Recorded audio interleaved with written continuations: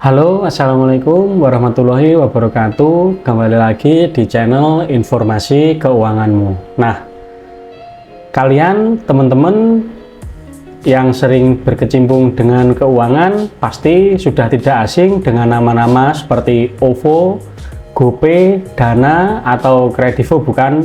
Nah, aplikasi yang saya sebutkan barusan merupakan aplikasi yang berbasis financial technology atau biasa disebut fintech. Perusahaan ini bergerak di bidang teknologi keuangan, menghadirkan berbagai layanan mulai dari dompet digital, layanan pinjaman online, hingga platform investasi. Semuanya langsung bisa diakses dari smartphone kalian ya teman-teman. Nah, fintech sendiri adalah perusahaan yang menjalankan bisnis di bidang layanan keuangan seperti menyimpan uang, menabung, mengirimkan dana, melakukan pembayaran, hingga memberikan perlindungan terhadap uang yang dimiliki oleh nasabah. Nah, tujuan utama fintech sendiri yaitu mempermudah masyarakat dalam bertransaksi keuangan ya teman-teman. Kalau dulu kita harus pergi ke bank untuk melakukan transfer dan pembayaran, sekarang cukup kita duduk di rumah, membuka aplikasi lewat smartphone, dalam hitungan detik transaksi sudah selesai. Dan berikut yang akan saya bahas mengenai fintech terbesar yang ada di Indonesia dan yang paling sering digunakan ya teman-teman. Nah, yang pada urutan pertama ada OVO. OVO adalah perusahaan teknologi keuangan yang resmi diluncurkan pada tahun 2017 di bawah naungan PT Visionet Internasional yang sebelumnya berada di dalam grup usaha Lipo Group ya teman-teman. OVO berkembang pesat berkat strategi promosi yang gencar dan kerjasama dengan berbagai platform e-commerce yang ada di Indonesia. Lalu pada tahun 2021, Grab masuk sebagai investor utama yang semakin memperkuat posisi OVO di pasar dompet digital. Layanan OVO sendiri sebagai dompet digital meliputi pembayaran tagihan, transfer antar bank, transfer antar dompet digital, belanja online, investasi, hingga asuransi. Tampilan antarmuka aplikasi yang sederhana membuat OVO mudah digunakan oleh berbagai kalangan masyarakat yang ada di Indonesia. Nah, lalu fintech selanjutnya yaitu ada GoPay. GoPay sendiri mulai beroperasi pada tahun 2016 dan menjadi salah satu pelopor dompet digital yang ada di Indonesia ya teman-teman. Perusahaan ini awalnya berdiri sendiri, namun kemudian bergabung dengan ekosistem Gojek dan Tokopedia di bawah payung GoTo Financial Technology. GoPay menyediakan layanan pembayaran menggunakan QRIS ya teman-teman, pembayaran berbagai tagihan bulanan seperti listrik, air, BPJS, dompet digital, transfer antar pengguna, transfer ke bank, belanja online, bahkan juga melayani pinjaman GoPay ya teman-teman, layanan cicilan GoPay Later. Nah, berdasarkan survei, GoPay menjadi dompet digital yang paling banyak digunakan masyarakat Indonesia selama lebih dari 5 tahun terakhir ya. Lalu fintech selanjutnya ada Dana ya teman-teman. Dana adalah perusahaan dompet digital yang resmi berdiri pada tahun 2018 dan telah mendapatkan lisensi resmi dari Bank Indonesia. Awalnya, Dana berada di bawah PT Elang Sejahtera Mandiri. Namun, kini Dana dikelola oleh PT SP Debit Indonesiaku. Dana menempati peringkat keempat sebagai dompet digital yang paling sering digunakan oleh masyarakat di Indonesia. Layanannya meliputi dompet digital, pembayaran QRIS, pembayaran tagihan bulanan, transfer antar pengguna dana, transfer ke bank, belanja online, investasi, asuransi, donasi, hingga tabungan digital. Lalu, fintech selanjutnya ada Link Aja. Link Aja resmi diluncurkan pada tahun 2019, tepatnya 21 Februari ya teman-teman, dan berada di bawah PT Fintech Karya Nusantara atau Finaria, hasil dari gabungan 10 anak perusahaan BUMN.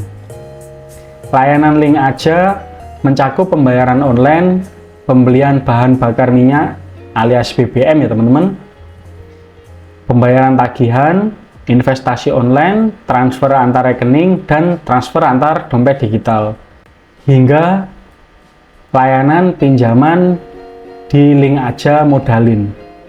Keunggulan Link Aja adalah limit transaksi yang dapat mencapai hingga 40 juta rupiah ya teman-teman, serta adanya saldo bonus untuk pengguna yang aktif bertransaksi. Selanjutnya ada Kredivo.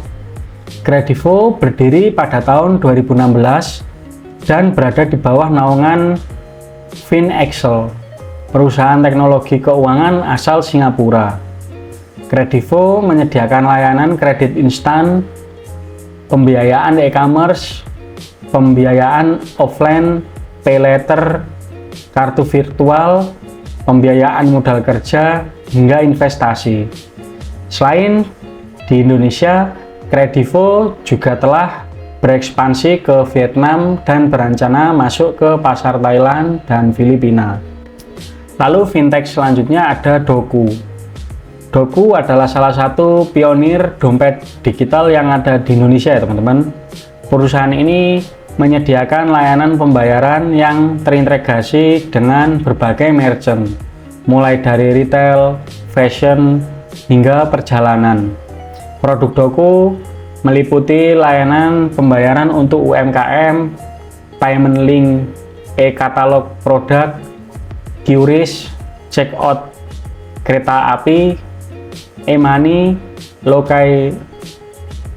local payments, dan layanan remitensi. Lalu selanjutnya ada Aspir. Aspir adalah perusahaan rintisan asal Singapura yang berdiri pada tahun 2018 dan telah melayani lebih dari 1.000 perusahaan yang ada di Asia Tenggara. Aspir menyediakan layanan manajemen biaya operasional, manajemen utang, pembayaran internasional, kartu corporate, payment gateway, dan rekening bisnis. Fintech yang selanjutnya ada Finansialku. Finansialku berdiri pada tahun 2017 dan fokus pada literasi serta perencanaan keuangan. Layanannya mencakup konsultasi keuangan, perencanaan dana pensiun, perencanaan dana pendidikan, review asuransi, review investasi, dan perencanaan keuangan syariah. Lalu fintech selanjutnya ada Modalku. Modalku adalah platform pendanaan berbasis peer-to-peer lending yang menghubungkan permodalan dengan UMKM. Beroperasi sejak tahun 2012, Modalku kini hadir di 5 negara Asia Tenggara ya teman-teman. Layanannya terdiri dari pendanaan online tanpa anggunan dan pendanaan online dalam jangka waktu yang pendek. Lalu fintech selanjutnya ada Cermati.com. Cermati.com adalah platform teknologi keuangan yang diluncurkan pada April 2015. Layanannya meliputi pembelian pulsa, listrik, paket data, voucher game, pembayaran BPJS, PDAM, dan Telkom. Dan sejak pada tahun 2019, Cermati juga memiliki layanan investasi melalui PT Arta Investa Teknologi dengan brand Cermati Invest. Nah, fintech selanjutnya ada Bibit. Bibit Berdiri pada tahun 2013 di bawah PT Stockbit Sekuritas Digital.